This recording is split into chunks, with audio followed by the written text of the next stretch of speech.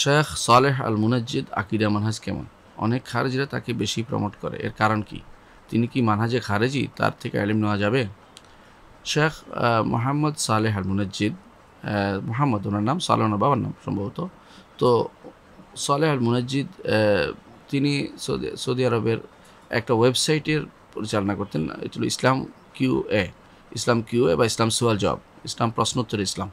তো এই একটা ওয়েবসাইট অত্যন্ত সমৃদ্ধ ওয়েবসাইট। আপনি যদি কোনো অনেক কিছুই খোঁজেন মাসালা উত্তর আপনি সেখানে দ্রুত পেয়ে যাবেন, এতে কোনো সন্দেহ নেই। তিনি খারেজি মানহাজের লোক কখনো ছিলেন না, কখনো তিনি খারেজি মানহাজের লোক ছিলেন না এবং কখনো না। তো যারা বলে তাকে, তারা আসলে খারেজিরা প্রমোট করে, এর অর্থ হচ্ছে, নিয়ম হচ্ছে এটা যে যখন কেউ জেলে যাবে অন্যরা মনে করবে সে মাজলুম হচ্ছে এবং তার পক্ষ নিচ্ছে।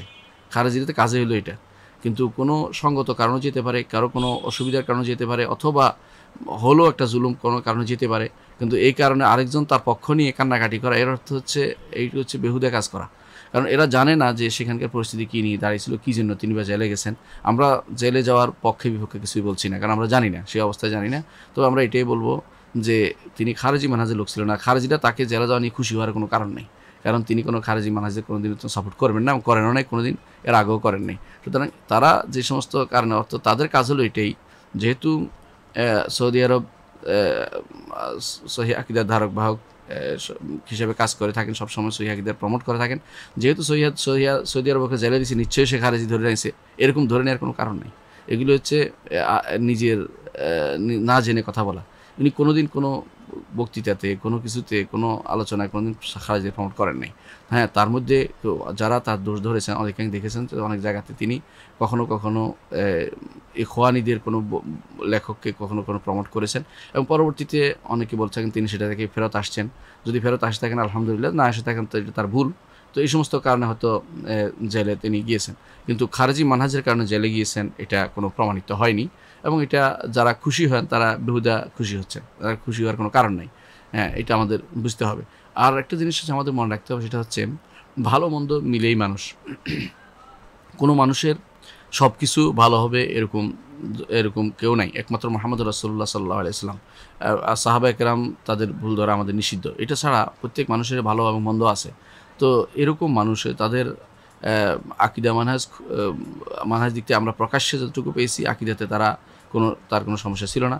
মানহাজগতভাবে কোনো ত্রুটি যদি থেকেও থাকে কোনো বিষয়ে, সেই বিষয়টি শুধুমাত্র ত্রুটিযুক্ত বলা হবে, আর বাকিগুলো নিয়ে আলোচনা শুদ্ধ সেগুলো শুধু আলোচনা করতে হবে। মৌলিকভাবে তার সম্পর্কে আমরা খারাপ কিছুই জানি না, এটাই আমাদের মনে রাখতে হবে যে মৌলিকভাবে তার সম্পর্কে খারাপ কিছু আমরা জানি না।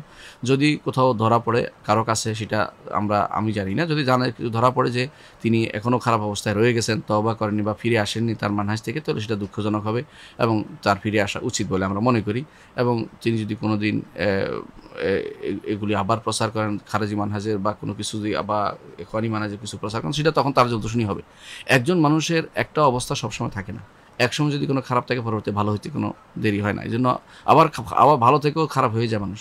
এই জন্য আল্লাহর কাছে সবসময় দোয়া করতে, আল্লাহ যেন হেদায়েতের উপর সবাইকে রাখে, আমরা যেন হেদায়েতে থাকতে পারি, সেই দোয়া যেন আমরা সবসময় করি।